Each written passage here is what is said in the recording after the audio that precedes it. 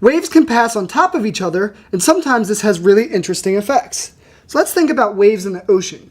If there's a huge wave that moves in the same way as another huge wave, and they interfere with each other or they overlap, they just end up creating a bigger wave.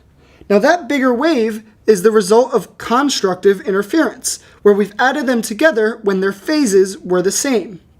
So what I mean by phase is that between these two, they must have the same kind of position in time.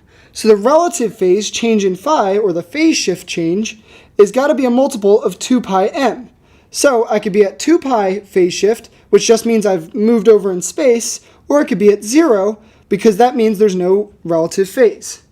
Now the reverse is called destructive interference. So if I have two waves that are out of phase with each other completely, we end up with a net result of 0. Now this occurs with destructive interference when you have odd multiples of pi, which is described by this equation.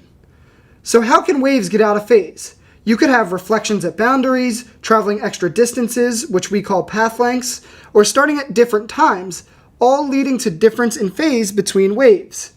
When you have these differences and they interact, you can get really interesting patterns. We can use it to use ultrasound to create images. We can use it to understand patterns that we see on a screen, or we could even resolve information about distance of a car from miles away.